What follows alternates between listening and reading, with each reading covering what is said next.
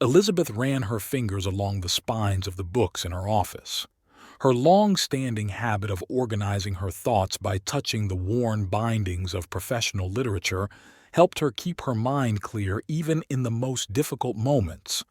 The setting sun colored the walls in shades of amber, giving the familiar space an unfamiliar, almost sinister appearance. The last patient had left 20 minutes ago, leaving behind a light trail of bitter cologne and a heavy history of unfulfilled hopes. Her notebook was full of notes from today's sessions, but Elizabeth's thoughts turned more and more to her own life, which, like the finest porcelain cup, was beginning to crack. The phone vibrated, a message from David. Running late at the office. Important project. Fourth time this week. Elizabeth slowly put the phone down with the screen facing down. Her gaze paused on a photograph taken 5 years ago in Napa. She and David among the vineyards, the sun golden in his blonde hair, and a carefree smile playing across her face. A knock at the door interrupted the flood of memories. Ruth Kingsley, the proprietress of an antique store 3 floors below, brought tea in an antique china teapot, their Friday night tradition that had started 3 years ago. "You look like you need something stronger than tea," Ruth remarked, arranging the cups on the table by the window. Her movements, precise and confident, betrayed years of experience in handling fragile objects. Elizabeth sank into a chair, watching the golden stream of tea fill a cup painted with a delicate floral pattern. "You know, there's a strange paradox in my work. In helping people make sense of their family problems, you sometimes stop noticing your own." Ruth took a seat across from her, her gray eyes studying her friend intently. "David?" Elizabeth covered her eyes, inhaling the scent of tea. Her mind flashed back to a recent corporate party at the architecture firm. The new hire, Diane Walker, in a dark blue dress that emphasized every curve of her figure. David had kept his eyes on her all evening. "Remember when you told me about your experience? About how you realized James was cheating?" Ruth set the cup on the saucer with a slight clink. "The change started with little things, the new cologne, a sudden preoccupation with appearance, late meetings, the password on the phone." She was quiet for a moment. "And that strange detachment, like he's not mentally with you anymore." Elizabeth nodded, feeling a lump rise to her throat. David had changed his cologne 2 months ago, joined a gym, upgraded his closet. Little changes that added up to a frightening picture. "I met Marcus Schaefer at the cafe last week," Elizabeth continued, stirring the untouched tea. "He mentioned that their firm was finishing up a big project. No urgent meetings. No urgent meetings." Ruth covered her friend's palm with her own. "What are you going to do?" "What I do best: observe, analyze, gather information." Elizabeth rose and walked to the window. Sacramento evening life was bustling below. People rushing home, traffic lights flashing, neon signs lighting up in the thickening dusk. The phone rang in the reception area, an unexpected sound at this hour. Elizabeth picked up the receiver. Ethan Pierce, a private investigator who had once been a patient of hers, was calling. "Mrs. Colley, do you remember asking to inquire about a new associate at your husband's firm?" His voice sounded strained. "There is information. I think you should hear it." Ruth watched her friend's face become impassive, a professional mask behind which Elizabeth was accustomed to hiding her emotions. "Tomorrow at 10, at the cafe on the corner of J Street," Elizabeth replied briefly, and hung up. The evening was slowly turning to night.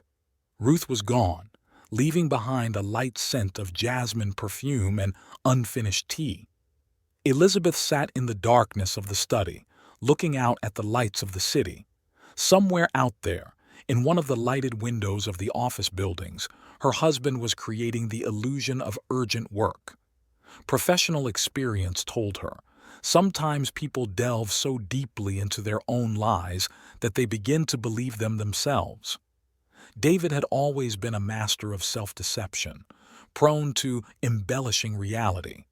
Perhaps it was this trait that made him such a successful architect, the ability to see beauty where others saw only bare walls and empty spaces.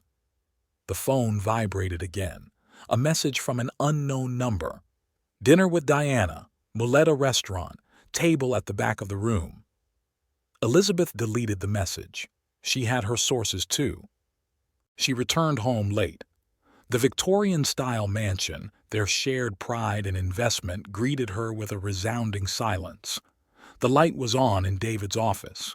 He was sitting at his desk, covered in blueprints and layouts. Hearing her footsteps, he looked up. "Sorry about the late hour," he smiled guiltily. "The project requires full commitment." Elizabeth looked at her husband, handsome, successful, immersed in his work, and saw a stranger.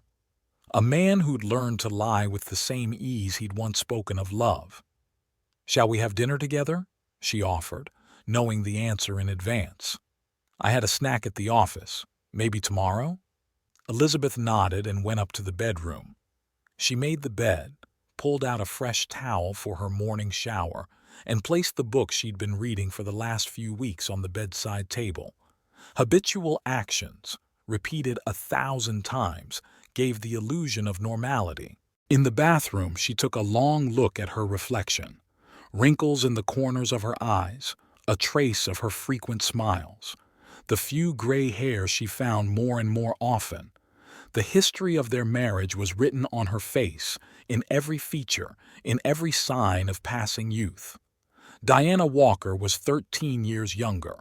Elizabeth had seen her only a few times, tall, slender, with a cascade of dark hair and an attentive look in her brown eyes. A typical predator who smelled easy prey. The water in the shower hit her shoulders, washing away the stress of the day. Elizabeth methodically rinsed her hair, massaged her skin, performed the usual actions while her mind worked, scheming and analyzing options. Tomorrow's meeting with Ethan might clear things up. Perhaps she was wrong. Perhaps these were just the paranoid thoughts of a woman facing a midlife crisis. But her intuition, a tool honed by years of practice, screamed danger. Something in Diana's demeanor, in her two correct smiles and two perfect answers, was alarming. Something dark lurked behind the flawless facade. It took Elizabeth a long time to fall asleep at night. David was working in his study, the dim light of a lamp shining under the bedroom door. She could hear him talking on the phone, a low, conspiratorial whisper that made her cold cold inside. In the morning, waking earlier than usual, she found a crumpled pillow beside her. David had come to bed after all. His breathing was even and calm. Elizabeth looked at her sleeping husband, remembering how 15 years ago she had fallen in love with his smile, his passion for architecture, his dreams of creating something beautiful. The phone on the bedside table blinked silently, a new message. Diane Volker's name appeared on the screen and immediately disappeared. David had set up the notifications so they wouldn't show up in full. Elizabeth quietly got out of bed. It promised to be a long day, and she needed to be prepared for what she would hear from Ethan. The morning ritual, shower, makeup, styling, had turned into battle preparations. Every move calibrated, every detail thought out. At 10 o'clock, she'd walk into the J Street Cafe, ready to hear the truth about the woman who'd decided to ruin her life.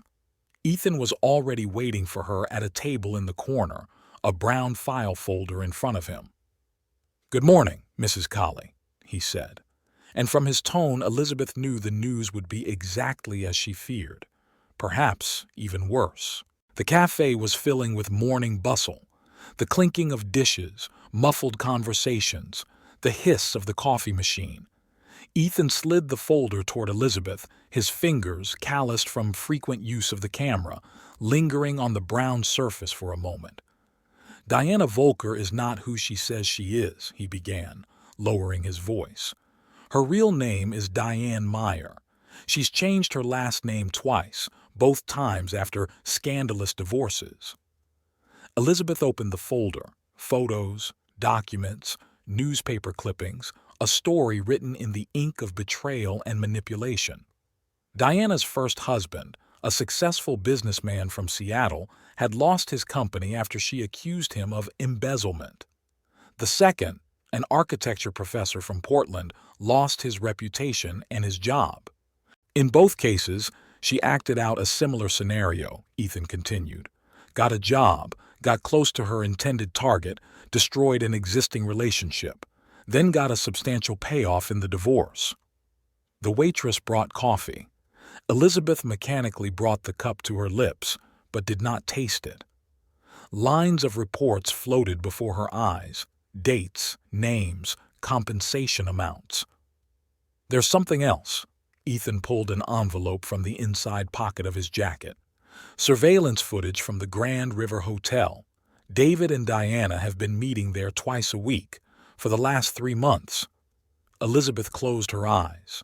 3 months, 90 days of lies, pretenses, double lives. She remembered their last dinner together, David talking about a new project, his eyes glistening with excitement. She understood now. It had been a glint of guilt and mystery. I have the ex-husband's contacts. Ethan placed a business card on the table. They're willing to talk, especially Professor Andrews from Portland. Said he'd like to warn others. Leaving the cafe, Elizabeth headed for her office. Her first patient wasn't expected until an hour later, and she could afford time to think. Settling into a chair, she pulled out her cell phone and dialed Professor Andrews' number. The conversation lasted for 40 minutes.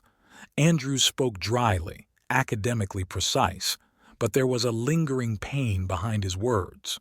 Diana had not only destroyed his career, she had destroyed his faith in people. She's a master at creating illusions, the professor explained. Shows everyone exactly what they want to see. To me, she was a sophisticated connoisseur of art. To your husband, probably plays the role of an admiring student. There was a knock at the door. Ruth came in with the traditional morning tea.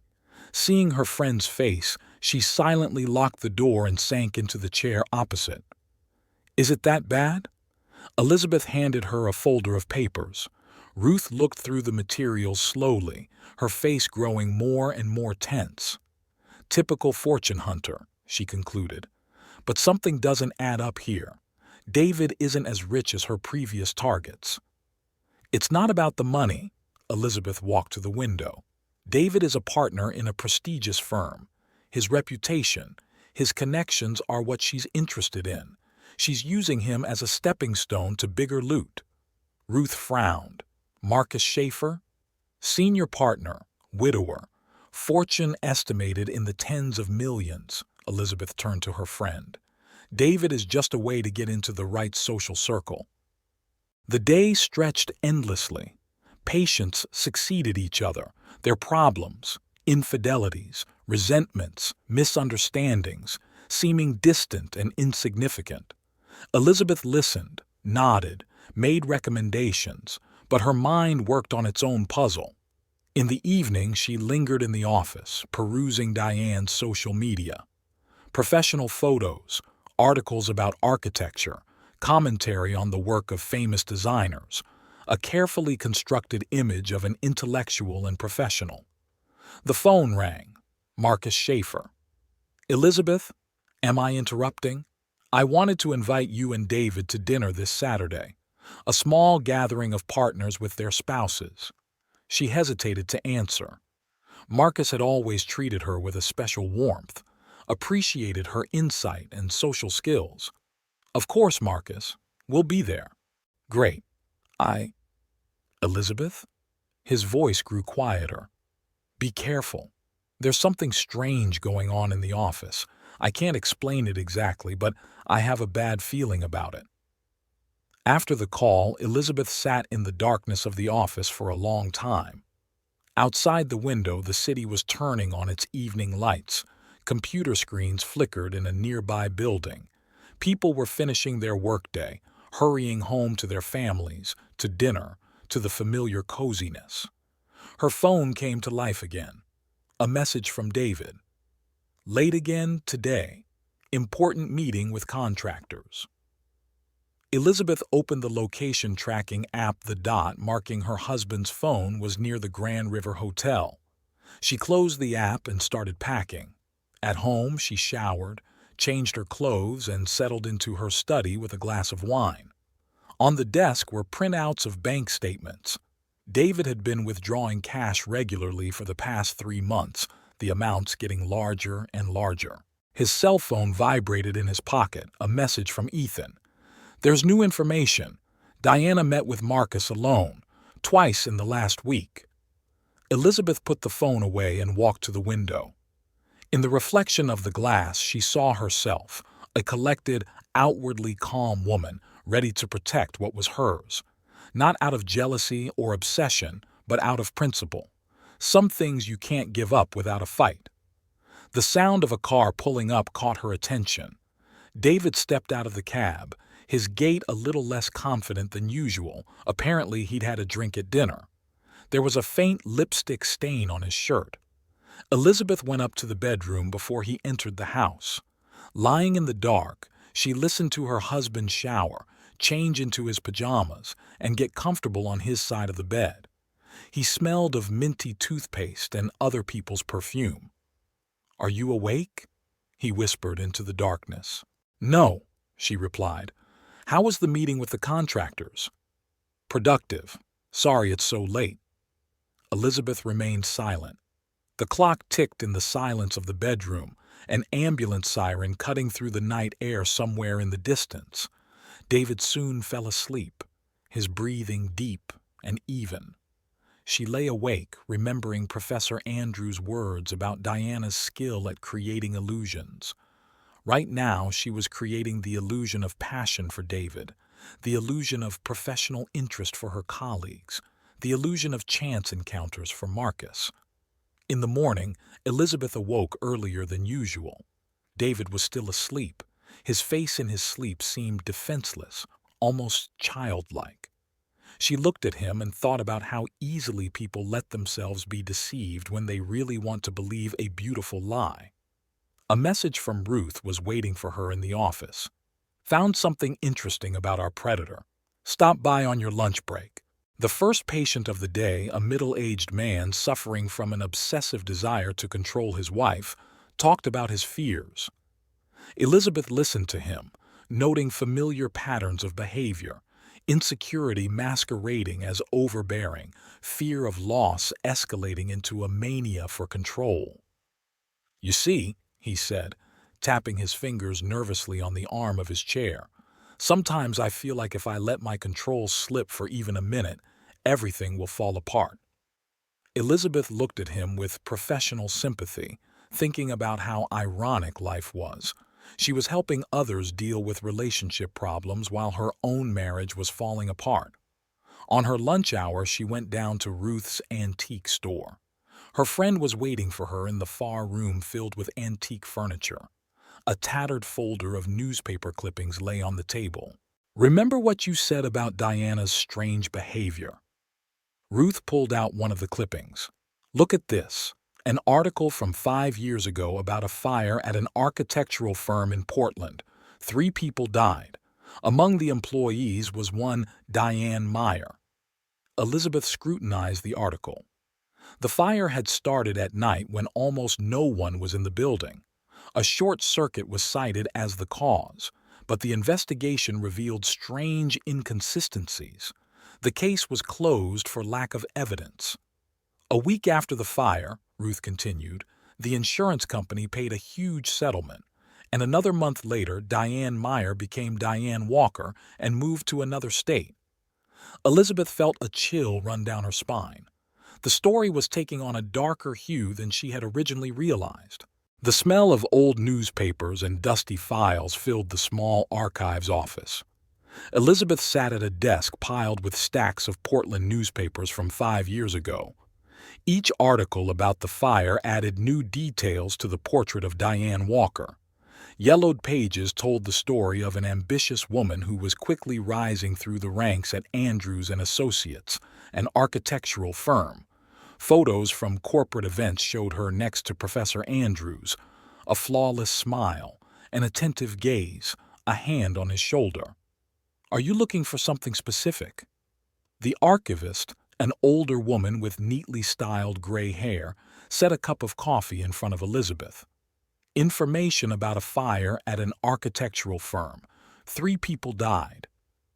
"Ah, that horror story." The woman took a seat next to her. "I remember the incident. The strange thing is the security system shut down minutes before the fire broke out. The security cameras stopped working too." Elizabeth pulled out a notepad. "Have you been following the investigation?" Of course. The whole town was talking about it, especially after it turned out that one of the dead men, Michael Donovan, was going to turn over some documents to the IRS. A new detail made Elizabeth wary. Documents? What kind?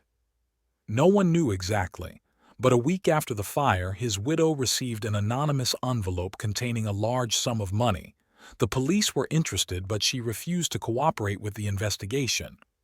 My phone vibrated in my pocket, a message from Ethan. "Found the connection. Diana worked in the accounting department at Andrews and Associates a month before the fire, had access to the financial records." Elizabeth thanked the archivist and gathered the materials. Outside, a fine rain drizzled, turning the sidewalks into mirrors reflecting the gray sky. She got into her car and pulled out her cell phone, dialing Donovan's widow's number. The receiver was picked up after the 4th ring-tone. "Speaking." The woman's voice sounded wary. "Mrs. Donovan, my name is Elizabeth Colley. I'm investigating the circumstances surrounding the fire at the Andrews and Associates office." A long pause. "It's been 5 years. Why rake up the past?" "Because it could happen again. Diane Walker, a.k.a. Meyer, is now with another architectural firm, and I'm afraid history might repeat itself." A pause again, then a quiet sigh. "Come on over. I think we have a lot to talk about." Sarah Donovan's house was in a quiet suburb, small, well-kept, with a neat garden. Pots of chrysanthemums stood on the porch, their bright colors contrasting with the overall gray background of the rainy day. Michael discovered irregularities in the financial statements. Sarah poured tea into antique china cups. Large sums were disappearing from the company's accounts. He was planning an internal investigation. And Diane knew about this? She handled the paperwork. Michael trusted her. She seemed so executive, interested. Sarah clutched the cup with trembling fingers. The day before the fire, he said he'd found something serious, was going to discuss it with Professor Andrews. And then the fire happened.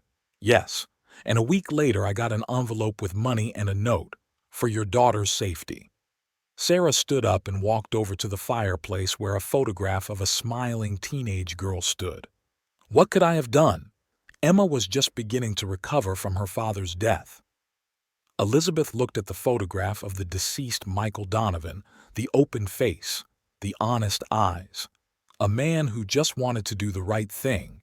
"After the fire," Sarah continued, "I started noticing strange things. Unfamiliar cars outside the house, missing mail, strange phone calls. After a month we moved here, changed phone numbers.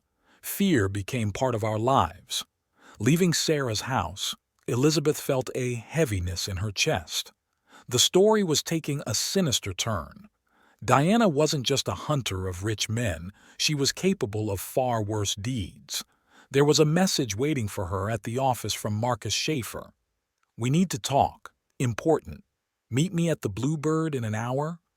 The Bluebird, a small restaurant in the business district, was Marcus's favorite place to meet important clients. Elizabeth walked in exactly 1 hour later. Marcus was already waiting for her at a table at the back of the room. "Something's going on at the company," he began without preamble. "Documents are disappearing. Figures in the reports are changing. David started acting strange." Elizabeth sipped water from her glass. "When did it start?"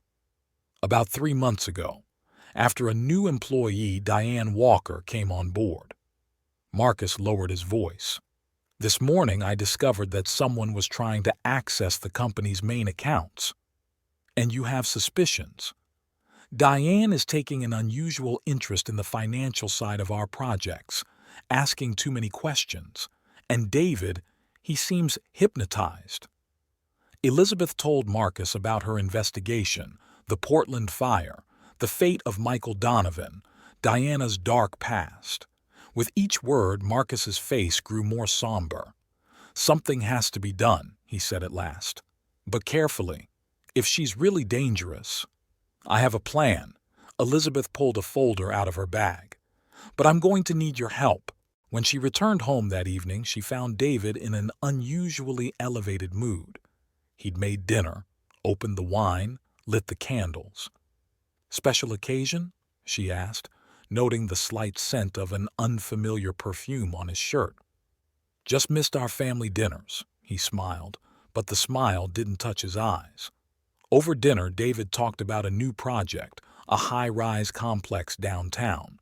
Elizabeth listened, watching his gestures, his intonations, noticing the false notes in his enthusiasm. "By the way," he took a sip of wine, "there's a fundraiser on Saturday. Marcus insists we attend." "Of course," Elizabeth smiled. "I've already picked out a dress." It took her a long time to fall asleep at night. The pieces of the puzzle swirled in her head. The fire, the missing documents, the strange coincidences. Diana wove her web slowly and carefully, but this time she met a worthy adversary. Her phone vibrated quietly. A message from Ethan. "Found something else. Meet me tomorrow?" The morning after David left, Elizabeth found a scrap of paper in the trash with some numbers sketched on it. It wasn't her husband's handwriting, it was neat, feminine. She took a picture and sent it to Ethan. Ruth was waiting for her in the office with the news. "Remember that old fire case? I contacted the reporter who covered it. He said he had some unpublished material left behind." "What kind of material?" "Surveillance footage from a neighboring building. They managed to capture something interesting before the security system went down." Elizabeth glanced at the calendar. The fundraiser was 3 days away. Time was working against her, but she felt she was close to a clue. There was a knock on the door, another patient. Elizabeth stashed her papers in the safe and prepared to listen to other people's problems while her own life teetered on the brink of disaster. The middle-aged woman talked about her fears about the future, her insecurities about her husband, her suspicions of infidelity. Elizabeth listened to her, noting the bitter irony of the situation, a therapist whose own family life was falling apart. After the appointment, she reviewed the surveillance footage the journalist had sent. The quality wasn't the best, but one of the shots clearly showed a figure entering the building just before the fire. A woman's silhouette, a familiar gait. The phone rang. "David." "Honey, I have an important meeting with investors today. I'll be back late." "Sure, honey. Good luck with the meeting." Elizabeth opened the tracking app. The dot marking her husband's phone was moving toward the Grand River Hotel. She closed the app and dialed Ethan's number. "Time to move on to the next phase of the plan," she said. "Diana needs to feel safe. Let her think we don't suspect anything." Through the window of her office, she could see the city preparing for evening, lights on, people rushing home, restaurants setting up tables for dinner. An ordinary life in which no one suspected the secrets and betrayals lurking behind the respectable facades. The charity event was held in an old mansion on the outskirts of the city. The Victorian building, surrounded by a manicured park, glowed with dozens of windows. A string of expensive cars lined the entrance. Elegantly dressed guests ascended the marble steps. Elizabeth adjusted her pearl necklace, a gift from David for their 10th wedding anniversary. Her dark blue dress emphasized her slender figure. Her hair was styled in a classic updo. She looked flawless. The role of a successful wife of a successful architect required conformity. David helped her out of the car, his arm around her waist feeling foreign. He'd been increasingly absent-minded the last few days, as if his thoughts were always darting somewhere far away. Today, he wore a new suit, a gray one, impeccably cut, obviously not without a woman's input. Marcus Schaefer met them in the lobby. "Elizabeth, you look ravishing," he kissed her hand gallantly. "David, we need to discuss the details of the project. Mind if I steal your wife away for a few minutes?" They stepped back to the window that overlooked the night garden. Marcus lowered his voice. "All set. Security has been alerted. Cameras are running." Elizabeth nodded, watching Diane Volker enter the hall. Impeccable black dress, exquisite jewelry, the confident gait of a woman used to being the center of attention. She immediately made her way toward the group of investors where David stood. "She's acting faster than we anticipated," Marcus remarked. "Tried to access the documents on the new project this morning.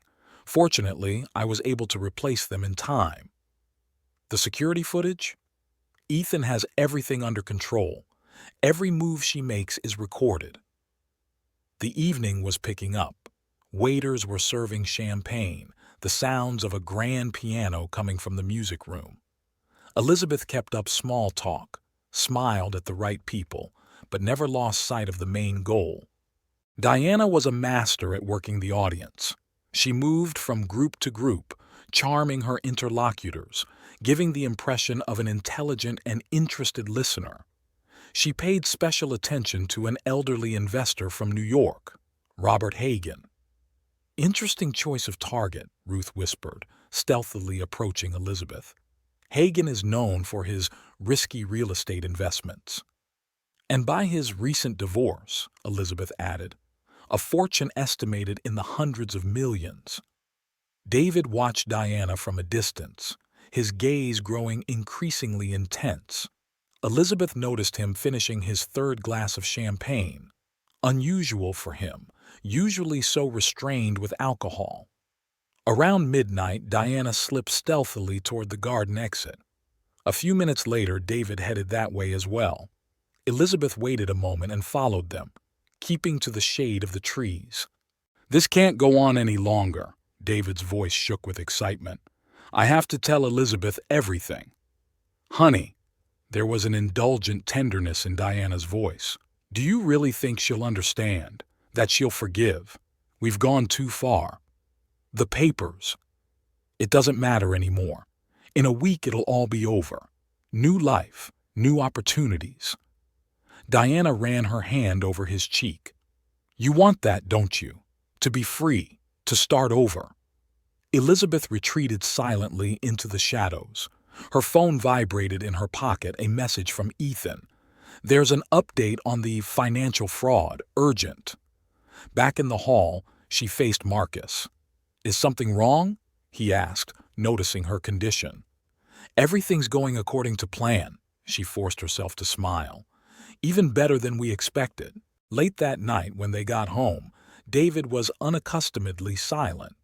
Elizabeth watched him mechanically perform the usual activities, hanging up his suit, showering, getting ready for bed.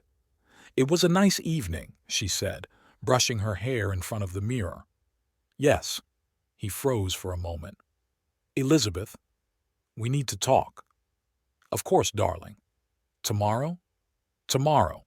He nodded and climbed under the covers, turning his back to the wall. Elizabeth sat in the darkness of the bedroom for a long time, listening to his breathing. His phone vibrated quietly on the bedside table, another message from Diana. Tomorrow he would try to confess everything, but it no longer mattered. Events had become irreversible. In the morning she awoke to the sound of a suitcase being packed. David tried to be quiet, but the floorboards creaked treacherously under his footsteps. Elizabeth lay still, counting his steps, listening to the rustle of clothes, the sound of zippers being zipped. The doorbell rang. David froze, then quickly went downstairs. Elizabeth followed him silently. Muffled voices came from the hallway. Diana had arrived earlier than planned. "Is everything ready?" Her voice sounded impatient. "Almost. Just a few things left. There's no time. The cab is waiting. Elizabeth returned to the bedroom and sat in a chair by the window. Downstairs, the front door slammed and the sound of a car pulling away was heard. She pulled out her cell phone and dialed Ethan's number. "They're on their way. Let's get started." The architecture firm's office was unusually active for a Saturday morning. Marcus had called an emergency board meeting. Folders of documents lay on the table, evidence of financial fraud, forged signatures, disappearing funds. "Gentlemen," Marcus began, "I'm afraid we have a serious problem." At this time, Diana and David were checking in at the airport. A flight to Mexico awaited them, the first stop on their carefully planned escape. They didn't know that all their actions were being recorded by security cameras, and their luggage had already attracted the attention of security. Elizabeth sat in her office going over the latest reports from Ethan. The story was coming to a close, but she felt no satisfaction, only fatigue and a strange emptiness. The phone rang. "Ruth, turn on the news, it's urgent." The local channel was broadcasting a breaking news story. 2 suspects in a major financial fraud have been arrested at the airport. The offices of a prominent architectural firm are being searched. No names were mentioned, but Elizabeth knew this was just the beginning. She walked to the window. The city lived its usual Saturday life. People hurried about their business, children played in the park, fresh flowers were sold on the corner. No one knew that in these minutes destinies crumble, lives are broken, illusions are shattered. Her phone vibrated in her pocket, a message from an unfamiliar number. "You have no idea who you've messed with." Elizabeth deleted the message without hesitation. She knew exactly who she was dealing with and was prepared for the consequences. In the evening, she returned to the empty house. The bedroom was a mess. Drawers pulled out, clothes strewn about, empty hangers in the closet. A wedding ring lay on the dressing table. David had left it there before he left. Elizabeth gathered up the scattered clothes, made the bed, organized the closet. The methodical actions helped keep her composure. Tomorrow, a new phase would begin: interrogations, explanations, court hearings. But today, she allowed herself to simply be a woman whose husband had left with another. The doorbell rang and Ruth stood at the door with a bottle of wine and a box of chocolates. Her friend hugged Elizabeth silently, and only then did she let herself cry the first time she'd ever cried. They sat in the kitchen drinking wine and talking about betrayal, about pain, about hope, about the future. Outside the window, dusk was thickening. Lights were on in the neighboring houses. Life went on in spite of everything. "You know," Ruth said, pouring the rest of the wine, "sometimes the end is actually the beginning." Elizabeth looked at the wedding ring lying on the table in front of her. 15 years of life fit into a small golden circle. She picked it up carefully and tucked it away in her memorabilia box. "Yes," she answered. "Sometimes you have to lose everything to start over." The police station greeted Elizabeth with a muffled hum of voices and the smell of strong coffee. Detective Morrison, an older man with an attentive gaze, led her into an interview room. On the desk was an impressive stack of documents, evidence of Diane and David's financial machinations. "Mrs. Colley, we need details." Morrison switched on the recorder. "When did you first notice the suspicious activity?" Elizabeth carefully placed her file folder on the desk. Over the past few months, she'd amassed an impressive dossier: bank statements, photographs, recorded conversations, a story of betrayal told in the language of facts and figures. 3 months ago, her husband's financial habits changed, she said calmly, professionally. Large cash withdrawals, new credit cards, unexplained spending. At the same time, documents started going missing from the company. Morrison was making notes in his notebook. "Tell me about Diane Volker." "Real name is Diane Meyer. Changed her last name twice after scandalous divorces. 5 years ago, she worked at Andrews and Associates in Portland. Where was the fire? Yes, 3 people died. The official version is an accident. But one of the dead, Michael Donovan, was going to turn over documents to the IRS about financial irregularities. Another detective entered the office, a young detective with a clipboard in hand. Sir, the results of the forensic examination of the documents from the airport have come in. They found thumb drives with encrypted information in the luggage. Elizabeth remembered the morning of the detention. Diana had looked impeccable even in handcuffs. Straight back, head held high, contemptuous smile. David, on the other hand, seemed broken. Shoulders slumped, eyes to the floor, hands trembling. After the interrogation, she met Ethan at a small cafe across the street from the station. The private investigator looked tired but satisfied. The financial police are interested in the case, he reported, stirring sugar into his coffee. It seems the machinations are far more serious than we realized. Diana managed to transfer large sums of money into offshore accounts. Did David know about this? Partially. She used his signature for document transactions, but she did the major schemes herself. Classic manipulation gave him just enough information to make him an accomplice, but didn't give him the details. Elizabeth's phone vibrated. A message from her lawyer. David agrees to a plea bargain, ready to testify against Diane. The atmosphere in the architecture firm's office was tense. Marcus called an emergency staff meeting. News of the financial scandal had already leaked to the press, and the company's stock was plummeting rapidly. We have to be extremely open, Marcus said, looking around at the anxious faces. Full cooperation with the investigation, absolute transparency in all operations. The firm's reputation is at stake. After the meeting, he invited Elizabeth into his office.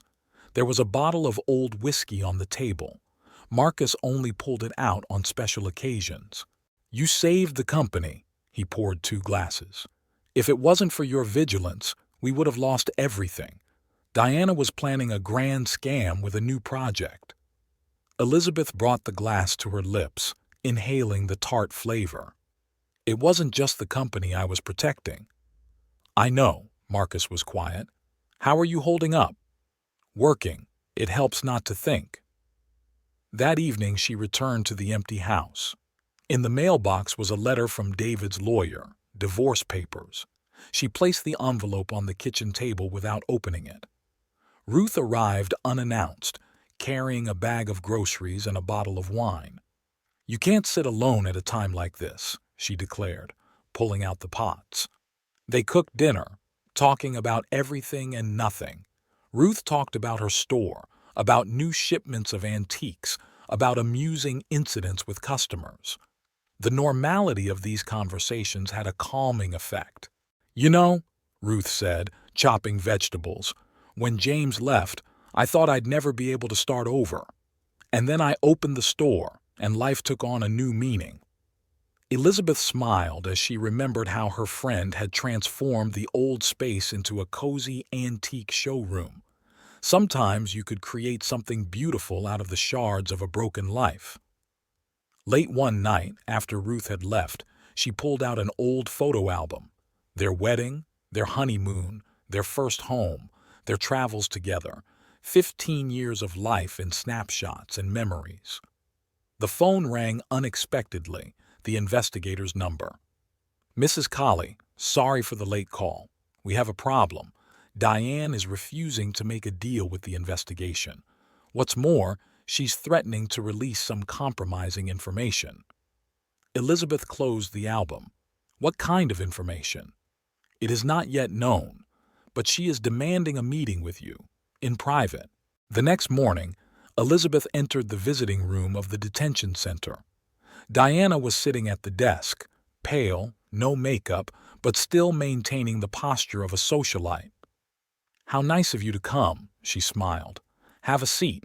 We have much to talk about. Elizabeth sat across from her, scrutinizing the woman who had ruined her marriage. In the bright fluorescent light, Diana looked older than her years, shadows lingering under her eyes, wrinkles creeping across her forehead. "I have a proposal," Diana continued. "A mutually beneficial one. You help me get out of here. I don't tell the press some racy details about your husband." "Ex-husband," Elizabeth corrected. "Details." Diana waved her hand carelessly. "The important thing is that I have information that could ruin not only his career, but your reputation as well." "Do you really think you can blackmail me?" "Oh, I don't think, I know. You see, David was very talkative after a few glasses of wine, especially when it came to talking about his perfect psychotherapist wife and her trade secrets."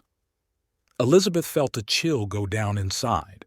Some aspects of her practice were indeed in the gray area of professional ethics. Nothing illegal, but controversial enough to cause a scandal. "You have no proof," she tried to speak calmly. "Are you sure? Shall we check?" Diana leaned forward. "Or shall we discuss terms?" At that moment the door opened. An investigator entered with a folder of documents. "Miss Volker, I'm afraid your negotiations will have to be cut short. We have some new material from Portland." Diana leaned back in her chair, her cocky smile fading slightly. "What new materials?" "Surveillance footage from a neighboring building, the very night of the fire." The investigator placed the photos in front of her. "Very clear footage." Elizabeth watched Diane's face change from smugness to concern, from worry to fear. Compromising information about questionable work practices suddenly seemed petty compared to being charged with a triple murder. Leaving the isolation ward, she felt strangely devastated. The battle had been won, but the victory left a bitter taste. Her phone vibrated in her pocket, a message from Marcus. "The board of directors has scheduled an emergency meeting. Need your help with crisis strategy." Life went on. The company's reputation had to be restored, patients had to be helped, and a new future had to be built. Elizabeth got into her car and looked at her reflection in the rearview mirror, a tired but unbroken woman, ready to move on. The court hearing dragged on into the late afternoon. Elizabeth sat in the courtroom listening to the testimony of the witnesses. Diane's former co-workers from Portland, financial experts, investigators, each added new details to the portrait of a woman who had turned deception into an art form. David was the last to testify. He had lost a considerable amount of weight in the month of pre-trial detention, his expensive suit hanging sack-like over his gaunt figure. His voice trembled as he recounted Diana's manipulations, how he had gradually become entangled in her schemes. "She knew all my weaknesses," he said, avoiding looking in Elizabeth's direction. "The fear of aging, the insecurity, the desire to prove something to myself. She used it masterfully." After the session, Elizabeth lingered in the empty court corridor. The evening sun colored the marble walls in shades of gold, and somewhere in the distance sounded the muffled voices of court officials. "Mrs. Colley?" David's attorney, an older man with a tired face, approached her. "My client would like to speak with you. In private." She hesitated a moment, then nodded.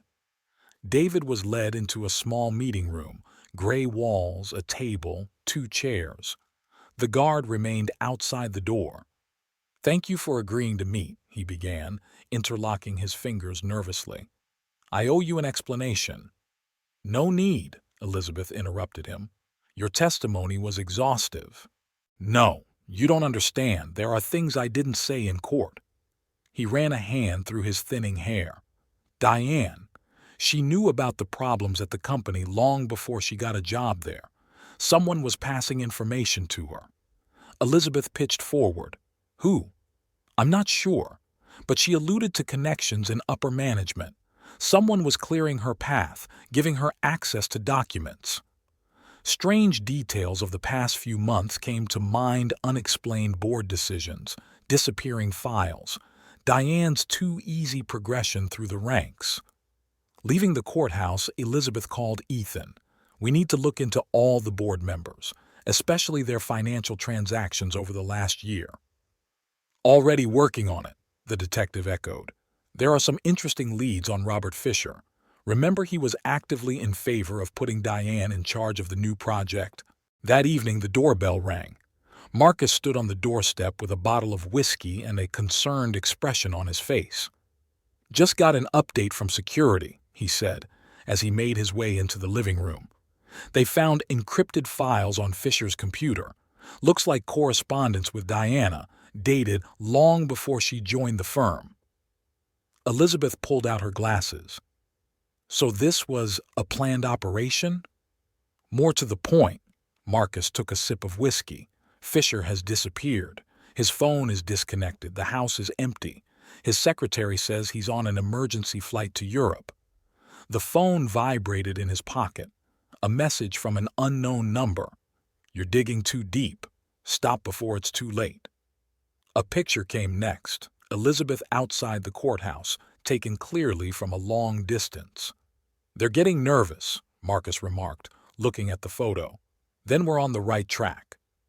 At night, Elizabeth couldn't sleep. She sat in her office going through old company files. 5 years ago, around the time of the Portland fire, the firm had unexpectedly won a major contract. Fisher had been in charge of that project. Ruth called in the morning. "Turn on the news. It's urgent." The TV was broadcasting an emergency message. Robert Fisher's body had been found in a Zurich suburb. The preliminary theory was suicide. "It's not suicide," Ethan said when they met in his office. "There are too many coincidences. Fisher was ready to testify. He had an appointment with investigators next week." Elizabeth looked at the pictures on the wall of the detective's office. Evidence, testimony, schematics of connections. The story was much bigger than a simple revenge of a cheating wife. "We're dealing with an organized group," Ethan continued. "Diana is just the tip of the iceberg. There are people with serious connections and opportunity behind her." There was a knock at the door. A messenger brought an envelope addressed to Elizabeth. Inside was an old photograph, Diana surrounded by a group of men. On the back it read, "Andrews and Associates Board of Directors, 1 week before the fire." "Recognize anyone?" Ethan asked. Elizabeth stared at the faces in the photo. In the corner of the photo, slightly away from the main group, stood a man who looked remarkably like one of their firm's current board members. "Gerald Hawke," she pronounced. "He joined our board 3 years ago, allegedly on the recommendation of business partners." Ethan quickly typed something on the computer. "Gerald Hawke. Interesting. His real name is Harry Hoffman. He changed his identity after his Portland company went bankrupt. The same bankruptcy that happened right after the fire." "Exactly. And one more thing. He was the primary beneficiary of the insurance payout." Elizabeth felt the pieces of the puzzle coming together. Diana wasn't just a con artist. She was the perpetrator in a well-planned scheme. She arrived home in the evening accompanied by a police car. The investigator had insisted on security after the threatening message incident. In the mailbox was an envelope with no return address. Inside was a thumb drive and a note in David's handwriting. "I should have told you sooner. I'm sorry." In her office, Elizabeth plugged the flash drive into her computer. A folder of documents opened on the screen. Financial statements, emails, photos. The story of a criminal scheme that had been in operation for years. A phone call caught her studying the materials. "Mrs. Colley?" The investigator's voice sounded worried. "Just got a message from the detention center. Diane Volker has been found unconscious in her cell. Preliminary diagnosis is poisoning." Elizabeth sank into her chair, feeling a chill go down inside. They were trying to cover their tracks, taking out anyone who might talk. The next morning she arrived at the hospital. Diana lay under guard in a private room, entangled in the wires of medical equipment. The doctors spoke of cautious optimism. The poison had been neutralized in time. She regained consciousness an hour ago, the doctor on duty reported. Asked me to call you. Diana looked unaccustomedly vulnerable without makeup or designer clothes. Her eyes, normally cold and calculating, now expressed fear. "They tried to kill me," she whispered. "Like Fisher. Like the others." "Who are they, Diana?" "The people who created me, who taught me to be this way." She grinned weakly. "Funny, isn't it? I thought I was using them and actually—" Footsteps were heard in the hallway. A nurse had brought the medication. Diana grabbed Elizabeth's arm. "Don't drink coffee in your office. They bribed the cleaning lady." Back in her office, Elizabeth found a steaming cup of coffee on her desk, a daily ritual she'd grown accustomed to over the years. Next to it lay a note from the cleaning lady. "Your favorite, cinnamon." She poured the coffee into the sink and called the police. Events were taking an increasingly dangerous turn, but it was too late to back down.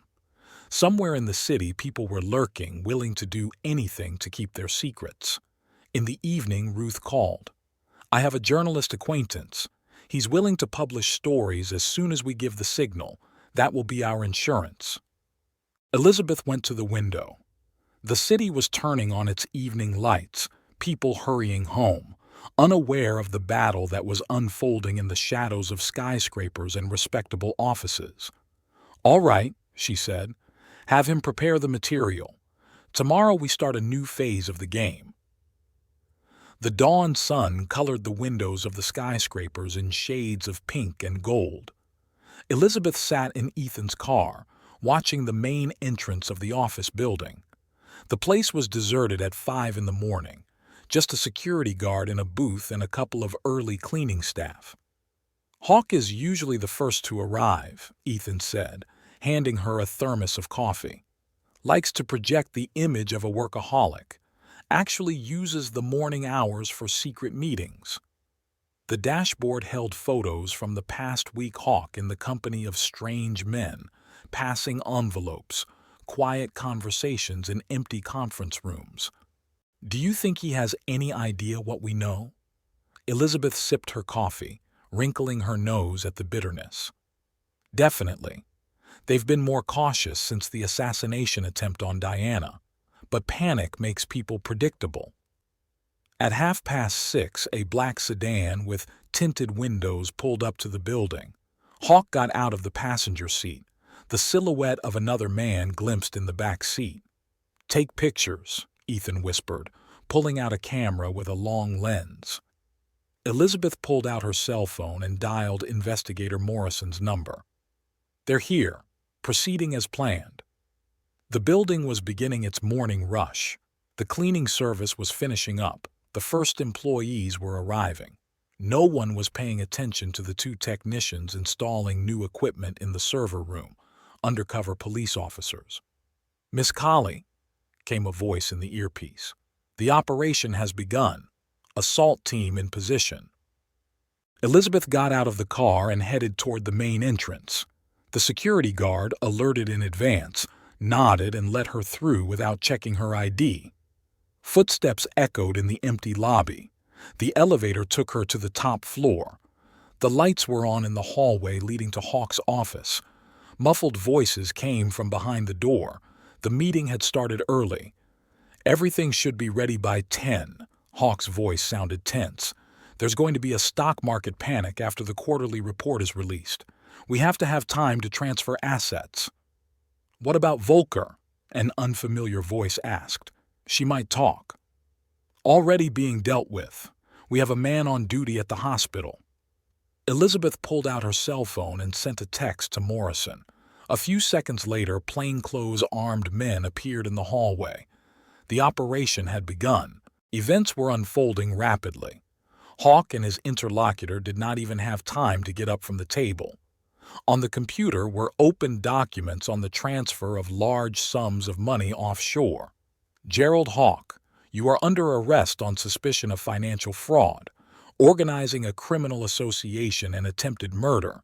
The investigator read the rights as the police handcuffed him. The building was in turmoil. Journalists arrived, attracted by the appearance of the police. Employees gathered in groups, exchanging guesses and rumors. Marcus called an emergency board meeting. There was a sepulchral silence in the conference room as he read out a list of charges against Hawk and his accomplices. The company was caught up in an international money laundering scheme, he said. For years, they used our projects as a cover for illegal operations. Elizabeth sat next to Marcus, watching the reactions of those present. Some looked genuinely shocked, others carefully hid their eyes. Her phone vibrated in her pocket, a message from Ethan. Hospital detained a nurse, tried to access Diana's IV. The next hours passed like a blur.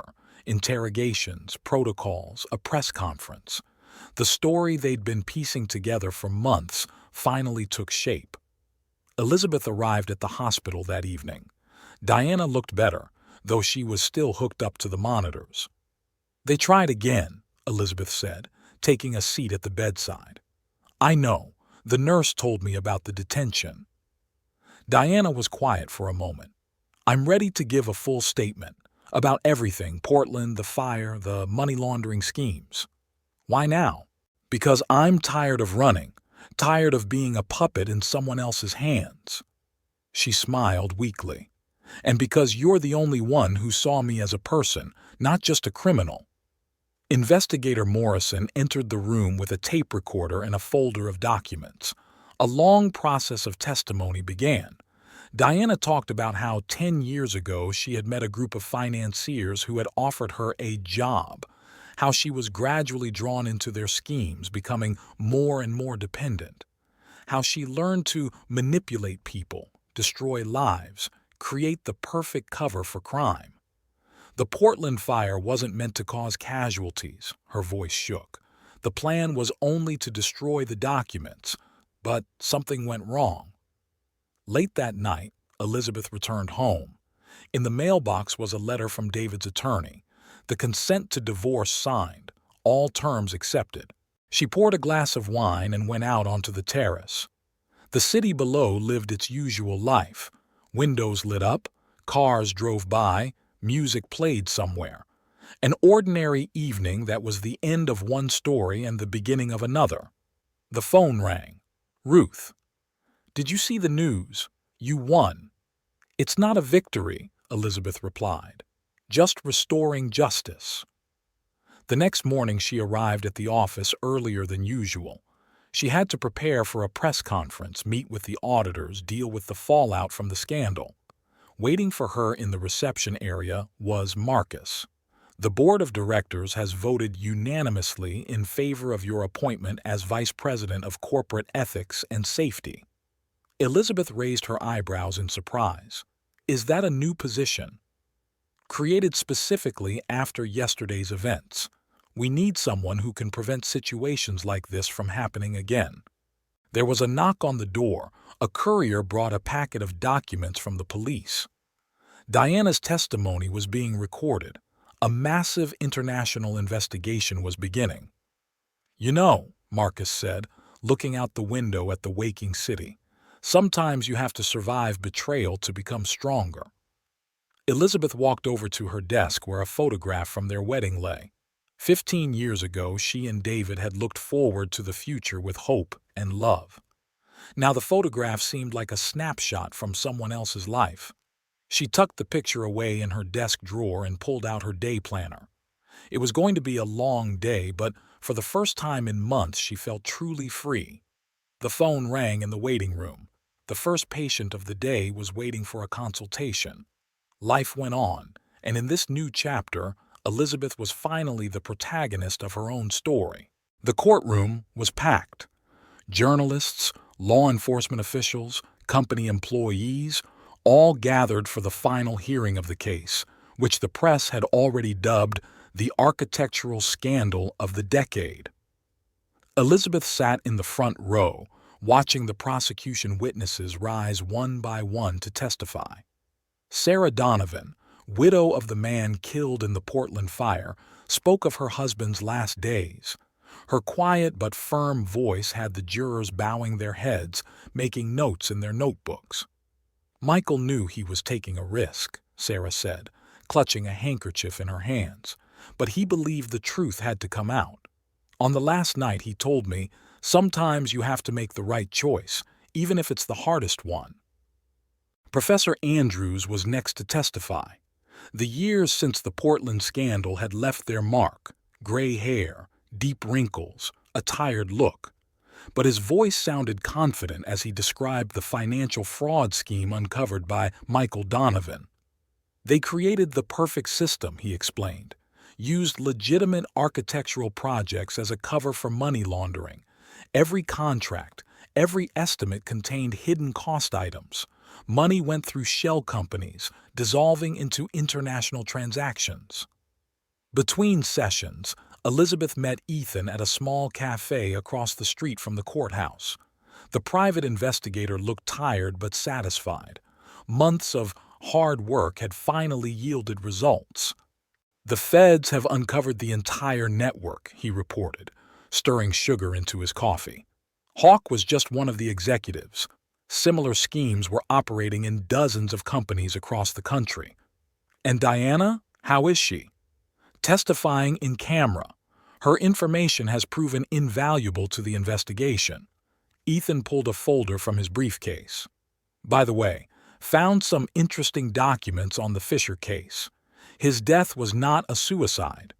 Elizabeth opened the folder. Photographs, expert reports, bank statements, evidence of a carefully planned murder. Fisher knew too much and had become a danger to the organization. Back in the courtroom, she noticed how Hawk's face changed at the sight of the new evidence. The mask of self-assurance had cracked, revealing the fear and desperation of a man who realized the game was over. David was the last to testify that day. He had lost even more weight, his suit hanging on him like a hanger. But he held himself upright, looking the jury in the eye. "I'm not looking for excuses for my actions," he said. "I allowed myself to be deceived, turned a blind eye to obvious signs, betrayed the trust of people who believed in me. But worst of all, I betrayed the woman who had been my support and backbone for 15 years. Elizabeth felt a lump rise to her throat. Ruth, sitting next to her, silently squeezed her hand. After the meeting, Diane's attorney approached Elizabeth. "My client would like to meet with you. In private." The hospital room where Diana was still under guard was quiet. Only the beeping of medical equipment broke the silence. "There's something I need to tell you," Diana began as Elizabeth sat down next to her. "About how it all started. About why I became this way." The story she told was full of pain and disappointment. A talented girl from a poor family who dreamed of a better life. Her first job in a finance company where she was noticed by people in the organization, gradually drawn into criminal schemes through small errands that became more and more serious. "They knew how to find an approach to everyone," Diana grinned bitterly. "To me through ambition and a thirst for recognition. To David through his insecurities and fear of aging. To Hawk through greed and megalomania. And the fire in Portland? It was supposed to be a routine document shredding operation, but Donovan proved too principled." Diana turned back to the window. "I didn't realize the building wouldn't be empty. I swear I didn't mean to." In the evening, Elizabeth sat in her office for a long time, reviewing the case files. On the table were photos of all the participants in the drama: Hawk, confident in his impunity; David, who had lost himself in pursuit of an illusion; Diana, who had become a tool in the hands of others. The phone rang. Marcus. "The press has learned of the international trail. There's a new wave of stories coming out tomorrow. Is the company ready? The crisis plan is working, but we'll need your help with the press statement." After the conversation, Elizabeth stepped out onto the balcony of her office. The city below glittered with lights, living its normal life. Somewhere out there, in other offices, similar stories of betrayal and manipulation were probably unfolding. In the morning came a message from Investigator Morrison. Hawk is cooperating. Started with a heartfelt confession. In the courtroom, Hawk looked broken. His testimony revealed the scope of the operations, the names of key figures, the money flow patterns. Every word was another nail in the coffin of a criminal organization. Elizabeth listened to his confessions, noting the details that added up to a complete picture. A story that began as a personal drama of betrayal had turned into an exposé of an international crime syndicate. After the session, Sarah Donovan approached her. "Thank you," she said simply. "Michael wanted to get to the truth. You've completed what he started." At the office, Elizabeth was waiting for news. The board of directors had voted unanimously in favor of her appointment as head of internal controls, a new position created to prevent similar situations in the future. "You've earned it," Marcus said as he handed her the appointment papers, and not only by professional qualities, but also by personal courage. In the evening, Ruth called. "Turn on the television. The special report is starting." Familiar faces flashed across the screen. Hawk in handcuffs, Diane testifying, David leaving the courtroom. Journalists were calling it the case of the century, talking about the international connections, the billion-dollar scams. Elizabeth turned off the television and went to the window. In the reflection, she saw herself, a woman who had been through betrayal and pain, but who had become stronger. A woman who wasn't afraid to challenge the system and win. The phone rang on the desk. The number was unidentifiable. "You have no idea what you've gotten yourself into," an unfamiliar voice said. "This isn't over." "No," Elizabeth replied calmly. "It's only the beginning." She hung up the phone and pulled a folder of new material from the safe. The story really wasn't over. It was just beginning to unwind, revealing new names, new connections, new crimes. But now Elizabeth was ready for this battle. She knew she was not alone. There were loyal friends, honest professionals, people ready to fight for the truth. There was a knock at the door. A courier brought an envelope from David's lawyer, the latest divorce papers requiring her signature. Elizabeth looked at her husband's familiar handwriting. The sprawling signature on the last page seemed like a gesture of farewell. She signed the papers and set the pen aside. One chapter of life had ended, but another had begun, more complicated, more dangerous, but also more real. A story of betrayal turned into a story of justice, and that transformation was worth all the suffering she had endured. A month had passed since the verdict. Autumn sunshine flooded Elizabeth's office, where she browsed through the morning papers. The headlines were full of news of an international investigation, the arrest of high-ranking officials, and the freezing of a criminal organization's accounts. Hawk had received 15 years of maximum security. His confessions helped the investigation reach the leaders of a criminal network in 5 countries. Diana, who agreed to a deal with the investigation, got a suspended sentence and an obligation to cooperate with law enforcement. A phone call interrupted her thoughts. Marcus was inviting her to a board meeting. The company was gradually recovering from the scandal, implementing new control and inspection systems. "The international auditors have finished their inspection," Marcus informed her as she entered the conference room. "Everything is clean. We can start new projects." At the table sat unfamiliar faces, the new board members who had replaced the arrested ones. Young, energetic professionals with impeccable reputations and experience in large international companies. "Elizabeth," Marcus pointed to the projector, "tell me about the new internal control system." She stood up, feeling the attentive eyes on her. Over the past month, she'd had to completely overhaul the security department, implementing new protocols for checking counterparties, setting up an early warning system for financial irregularities. After the meeting, Elizabeth went down to Ruth's antique store. A friend was arranging the new exhibits: antique clocks, porcelain figurines, bronze candlesticks. "How'd it go?" Ruth asked, pouring tea into her favorite cups. "Productive. The company is getting back to normal." Elizabeth was quiet for a moment. David's lawyer called this morning. And what did he want? David's asking for a meeting. Says there's important information about the organization's international connections. Ruth looked at her friend carefully. Are you going? I have to. It's not personal anymore, it's about company security. The meeting was set up in Investigator Morrison's office. David had lost even more weight, but kept his cool. His probation implied full cooperation with the investigation.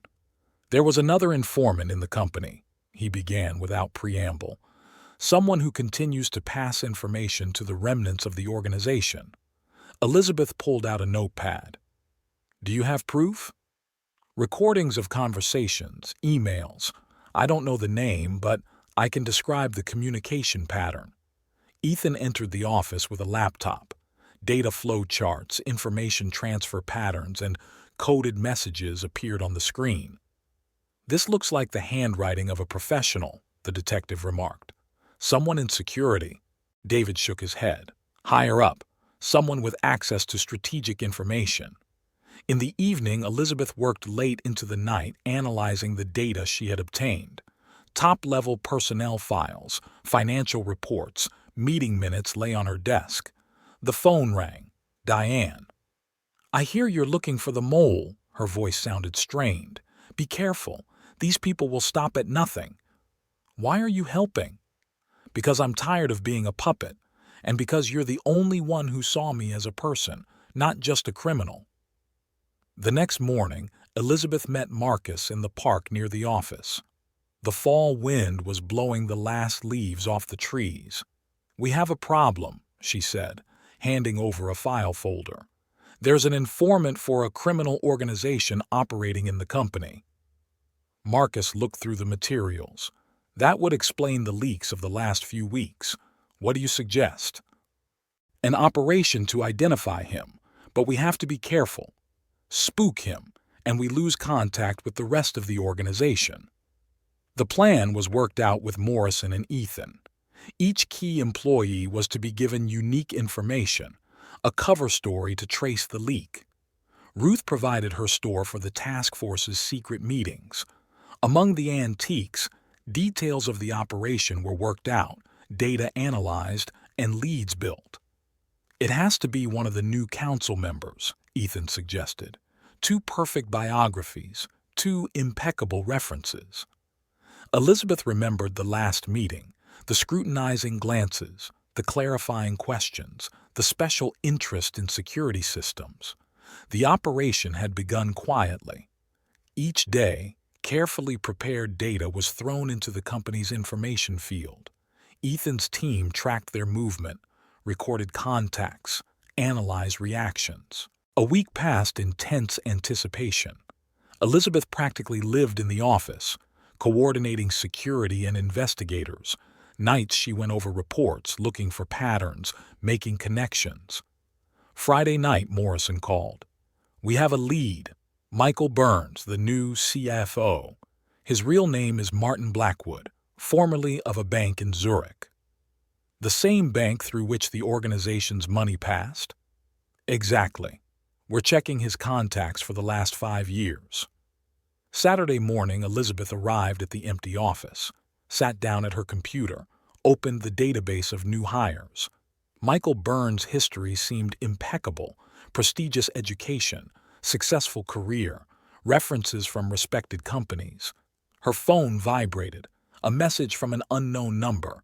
You're digging too deep. Stop. She forwarded the message to Morrison and continued working. Somewhere here, in the perfectly crafted biography, there must be a clue, a thread leading to the truth. By late afternoon, Ethan arrived at the office with new information. Found a connection. Burns meets regularly with people connected to the organization. Last meeting was yesterday, a restaurant in the business district. Do we have proof? Photos, tapes of conversations. He gave them full details of the new security system. Elizabeth looked out the window at the evening city. Somewhere out there, in that maze of streets and buildings, there were people lurking, ready to destroy everything she was trying to protect. On Sunday, there was an emergency meeting with Marcus and the board of directors. The evidence was irrefutable. Burns was working for the remnants of a criminal organization, trying to restore their influence in the company. "We can't take any chances," Marcus said. "We're launching an operation to apprehend him tomorrow morning." Elizabeth returned home late that night. In the mailbox was an envelope with no return address. Inside were pictures of her house, her car, her meetings with friends. The warning was clear. She called Morrison. "They're trying to intimidate me." "Then we're on the right track. It'll be over tomorrow." Monday began as usual. Burns arrived at the office at 9 sharp, went through security, went up to his office. He didn't realize that his every move was being recorded by cameras, that an extraction team was already in the building. At 10 o'clock, Elizabeth entered his office with a folder of documents. "Michael, we need to discuss the financial report." He looked up from his computer, a calm, confident man unaware that his game had been exposed. "Sure, have a seat." At that moment, the intelligence officers entered the office. Burns didn't even try to resist. Perhaps he knew this day would inevitably come. By late afternoon, news of his arrest was in the press. Journalists besieged the office again, demanding comment. Marcus held a press conference assuring the public of the company's full cooperation with the investigation. Elizabeth sat in her office, reviewing the results of the operation. On the desk was a photograph found in Burns' belongings, a group of people in expensive suits, taken against the backdrop of a Swiss bank. Some of the faces were familiar from the investigation, others had yet to be identified. The phone rang. Diana. "I saw the news. Congratulations. It's not over yet." "I know, but now they have no chance of regaining influence in the company." She was quiet for a moment. "I'm flying out tomorrow. Witness protection program." Elizabeth walked to the window. The city was preparing for night, lighting the lights in the windows of offices and apartments. Somewhere out there, new schemes, new plans, new crimes were probably already brewing. But tonight she could allow herself a sense of satisfaction. Another battle won, another step toward justice done. The phone rang on the table. Ruth was inviting her to dinner. Life went on, and in this new chapter Elizabeth finally felt like she belonged, defending what she thought was right, fighting those who tried to destroy what honest labor had created. Spring came to town unexpectedly early. The apple trees in the park near the office were covered with delicate pink blossoms, filling the air with a subtle fragrance. It had been 6 months since Burns' arrest, and life was slowly falling into a new direction. Elizabeth stood at the panoramic window of her new office. The position of Vice President of Corporate Security meant a larger office on the top floor of the building. The view of the city, transformed by the spring sun, was spectacular. On the desk was a recent issue of the Financial Times with her picture on the cover. "The Woman Who Changed Corporate Culture," read the headline. Journalists called the story of the criminal organization's exposure a turning point in the fight against corporate crime. A phone call interrupted her musings. Marcus was inviting her to a meeting with representatives of an international financial security commission. "They want to learn from our experience," he said. "Your control system is recognized as one of the best in the industry." Experts from different countries gathered in the conference room. Elizabeth presented new security protocols developed from her experience fighting the criminal network. Each element of the system was created with real-world situations and potential threats in mind. After the presentation, a woman from the Swiss financial regulator approached her. "Impressive work, especially the mechanism for early detection of suspicious transactions." "Experience is the best teacher," Elizabeth replied, "although the price of that lesson has proven to be high." At lunchtime, she walked down to Ruth's antique store. A friend was laying out a new arrival, a collection of vintage photographs from the early 20th century. "Look what I found." Ruth handed her a picture in a worn frame, a group portrait of some bank employees dated 1920th. History repeats itself, doesn't it? Elizabeth scrutinized the photograph. The serious faces of the men in strict suits, the atmosphere of respectability and prosperity. How many secrets and intrigues lurked behind that facade? By the way, Ruth pulled out an envelope. An invitation to a charity event has arrived. Remember a year ago, that's where it all started? A year ago. It seemed an eternity since that evening when she had first noticed the looks David and Diana had exchanged. The beginning of a story that had changed so many lives. Back at the office, Elizabeth found a message from investigator Morrison. An investigation into the organization's international ties had yielded new results. High-ranking officials in 3 countries had been arrested, and billions of dollars worth of accounts frozen. "Your testimony was key," Morrison said at the meeting, "especially when combined with the information from Diana." How is she, by the way? The witness protection program is working effectively. She started a new life somewhere on the West Coast. He was quiet for a moment. David, on the other hand, is asking for another meeting. Elizabeth hesitated. They'd only seen each other once since the trial, a formal meeting to sign the final divorce papers. David looked aged, lost, but there was something new in his eyes, an understanding, a realization, perhaps even a wisdom that had come too late. "All right," she decided. "Arrange a meeting." The meeting took place in a small cafe not far from the courthouse. David had lost a noticeable amount of weight, but he held himself calm and confident. The rehab program and community service were clearly doing him good. "I got a job teaching college," he said after exchanging formal greetings. "Architectural design for beginners. It turned out to be just what I needed." Elizabeth nodded, noting the sincerity in his voice. "Good for you."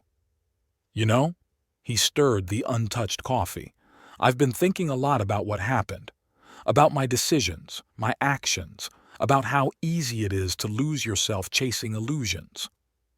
And what conclusions have you come to? That the worst thing is to betray not others, but yourself, your principles, your essence." He looked up. "You've always stayed true to yourself, even in the most difficult moments." After the meeting, Elizabeth took a long walk through the city. The spring breeze brought the smell of blossoming trees, children playing in the streets, couples in love sitting in sidewalk cafes, an ordinary life that goes on no matter what. In the evening, Ruth called. "Will you come in? I have a surprise for you." In the store, among the antique furniture and vintage knickknacks, Ruth held out a small jewelry box to her. "Found it at an auction. Thought you might like it." The box turned out to be musical. A gentle melody filled the space, echoing off the antique mirrors and crystal vases. "Beautiful," Elizabeth ran her finger over the inlay. "And symbolic." "Why?" "Because the music keeps playing even when the mechanism is broken. You just have to find a way to fix it." The next day, the office was particularly busy. The company was launching a new project, a social housing complex that young architects from a local college had helped design. "It will change the face of an entire neighborhood," Marcus explained at the presentation, "and will prove that business can be not only profitable, but also socially responsible." Elizabeth listened to the presentations, watching the enthusiasm of the young professionals. The same fire burned in their eyes that she had once seen in David's, the desire to create, to build, to make the world a better place. In the evening, she lingered in the office reviewing security reports. The new system worked flawlessly, detecting the slightest deviation from established protocols. The phone rang. "Ethan. Information has surfaced about the organization's recent operations in Asia. Looks like they're trying to rebuild the network through shell companies. Get the data to Morrison. Have an international team look into it." After the call, Elizabeth walked to the window. The city below glittered with lights, living its normal evening life. Somewhere out there, the fight against crime continued, new schemes to defraud, new threats were being created. But now she knew nothing was impossible. Even the most complex system can be destroyed if you find its weakest point. Even the most convoluted lies can be exposed if you are not afraid to seek the truth. The phone rang on her desk, an invitation to an international conference on corporate security. She had been asked to give a presentation on new methods of detecting financial crime. Life went on, opening new horizons and opportunities. A story of betrayal and revenge became a story of growth and transformation. Personal drama became the catalyst for sweeping change. Elizabeth packed her things and left the office. The spring evening filled the city with a special energy of renewal and hope. There was a lot of work ahead, new challenges and discoveries.